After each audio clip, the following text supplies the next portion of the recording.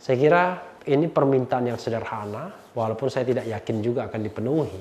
Karena memang antara memenuhi dan tidak memenuhi sama saja dilematisnya. Atau jangan-jangan Presiden Jokowi sendiri menganggap ini tidak penting untuk ditanggapi.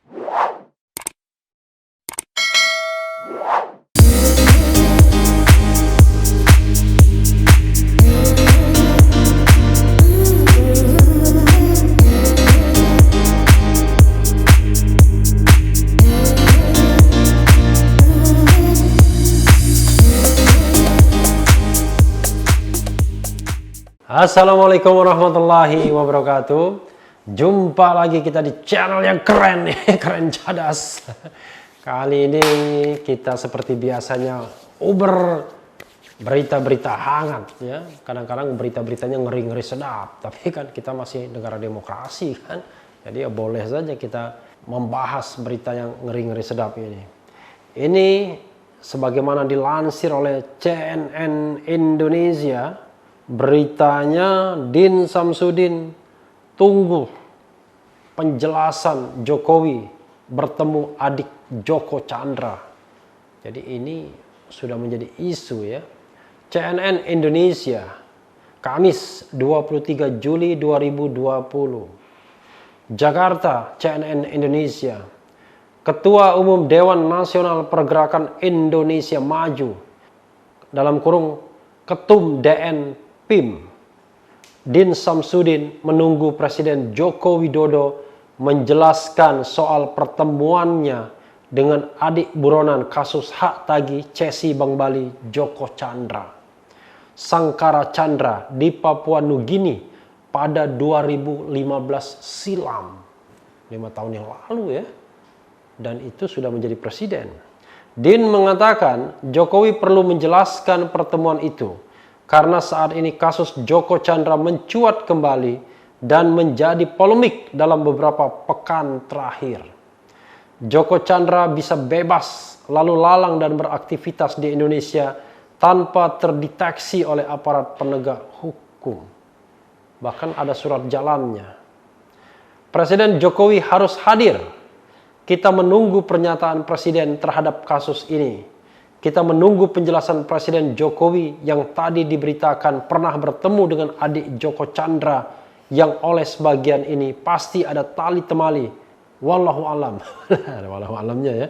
Kata Din dalam acara Sarasehan Kebangsaan yang mengangkat tema Balada Joko Chandra, Puncak Gunung Es Penegakan Hukum Indonesia yang berlangsung secara daring Kamis 23 Juli. Saya kira balada terbunuhnya Atmo Karpo kalau itu sajaknya W.S. Rendra ya. Dia menyatakan kasus Joko Chandra menunjukkan kepada publik bahwa masalah besar bagi Indonesia adalah terkait kegagalan dan kebobrokan penegakan hukum. Din menyebut bahwa permasalahan itu menunjukkan Indonesia menghadapi lingkaran setan. Luar biasa ya. Di mana kerusakan struktural terjadi di sejumlah institusi. Kerusakannya sudah struktural ya, tidak hanya kerusakan fungsional tapi struktur dari atas sampai ke bawah, dari samping ke samping mungkin. Oleh karena itu, apa yang kita hadapi sebagai lingkaran setan, kerusakan struktural yang tidak hanya di satu institusi yang ada, tapi banyak institusi. Sebagaimana kasus ini diisyaratkan melibatkan banyak pihak, tutur Din. Mantan Ketua Umum Pimpinan Pusat Muhammadiyah ini pun meminta agar seluruh permasalahan ini segera diatasi. Din meyakini masih banyak orang baik, bajik dan bijak. Wah, luar biasa, bajik dan bijak ya. Kebajikan dan kebijakan di dalam lingkaran yang kini mengalami kerusakan struktural tersebut. Menurutnya, kerusakan dan kebobrokan dalam penegakan hukum yang meruntuhkan Indonesia tersebut menuntut kemauan politik atau political will yang disertai tingkah laku politik. Din sependapat dengan teori yang menyatakan bahwa ikan membusuk dari kepalanya. Berangkat dari itu lanjutnya, Indonesia membutuhkan perbaikan mendasar yang harus dimulai dari atas. Karena kita juga patriarki ya. Jadi apa-apa meniru dari pimpinan. Pimpinan bilang A, kita niru A. Karena itu pimpinan harus baik. Tanpa perbaikan dari atas yang didukung oleh sejumlah pemangku kepentingan, menurutnya, maka berpotensi memunculkan desakan perubahan dari masyarakat. Sebaliknya, kalau tidak ada upaya dari atas dan kemudian pemangku tanggung jawab amanat DPR, Polri, TNI, Kejaksaan, dan lembaga lain tidak hanya di bidang penegakan hukum, termasuk juga kabinet ini yang sering dalam banyak sejarah bangsa kemudian mendesak perubahan dari bawah, ujar Din. Mudah-mudahan bisa dipahami kalimatnya ya. Agak lost juga, tetapi kira-kira mengertilah maksudnya. Kita menunggu langkah-langkah decisive, determinate, konstruktif dari DPR. Kita menunggu kecerdasan rakyat dalam memilih pemimpin. Kita menunggu sebuah reformasi di Polri, Kejaksaan, TNI, lembaga penegakan hukum lain, dan di tubuh partai politik imbuhnya. Banyak sekali perbaikan atau reformasi yang diharapkan ya. Pertemuan antara Jokowi dengan Sangkara Chandra sempat disinggung anggota Komisi 3 DPR RI dari fraksi Partai Demokrat, Beni Kabur Harman, dalam rapat dengar pendapat RDP antara Komisi 3 DPR dengan Direktur Jenderal Imigrasi Kemenkumham Johnny Ginting Senin 13 Juli. Memang Beni Harman luar biasa dia ya, sangat vokal dia. Ya karena DPR kan punya hak imunitas, dia tidak bisa diapa-apain pernyataan-pernyataannya dalam sidang yang resmi ya. Ia meminta agar Jokowi segera angkat bicara seputar polemik kepulangan Joko ini. Menurutnya, pernyataan itu dibutuhkan karena Jokowi pernah bertemu dengan adik Joko Chandra beberapa tahun silam. Saya mohon Jokowi sebaiknya beri penjelasan terbuka kepada publik hal ihwal soal Joko Chandra. Apalagi pemberitaan Tempo beberapa tahun lalu, adik Joko ini hadir dalam jamuan makan malam dengan Presiden. Fotonya ada, kata Beni kala itu. Pada 2015, Menko Polhukam saat itu Tejo Edi Purdiatno yang juga ikut dalam rombongan Presiden Jokowi ke Papua Nugini menyatakan tak mengenal adik Joko Chandra dalam pertemuan kala itu. Saya kebetulan ikut ke sana, saya duduk satu deret dengan Presiden. Waktu itu masyarakat Indonesia bersalaman dengan beliau. Saya sendiri nggak tahu itu, malah saya diberitahu wartawan. Joko Chandra yang mana juga saya tidak tahu. Yang mengundang mereka bukan kami. Mungkin diundang Papua Nugini. Tak direncanakan bertemu, ujar Tejo di Kompleks Istana Kepresidenan Jakarta Pusat Jumat malam 15 Mei. Ya. Jadi ya isu ini juga berseliweran ya. Memang spekulasi seperti itu bisa berkembang. Karena itu tidak heran kalau kemudian Din Samsudin meminta penjelasan. Tapi apakah penjelasannya harus dari Presiden Jokowi? Ya secara teknis bisa saja dari juru bicara Presiden. Tapi karena ini hal yang penting menyangkut kredibilitas, ya, apalagi Joko Chandra sudah membobol negara ini, bisa datang ke sini, membuat EKTP, lalu kemudian mendapatkan surat jalan, mengajukan peninjauan kembali. Luar biasa, padahal dia buronan selama ini. Dan kemudian adiknya bisa ikut jamuan makan. Pertanyaannya, apa nggak kerja Intel Indonesia? Kan biasanya kalau ada kunjungan presiden, ada tim advance-nya. Kalaupun ada jamuan-jamuan dan lain sebagainya, kan di screening dulu. Siapa dia? Kan tidak sembarangan juga. Ya mungkin pihak Papua Nugini yang mengundang karena dianggap ini orang Indonesia yang barangkali banyak uangnya, sukses. Sehingga diundang pihak-pihak Papua Nugini. Nah, yang seperti ini memang harus dijelaskan. Ya, karena terungkap sekarang.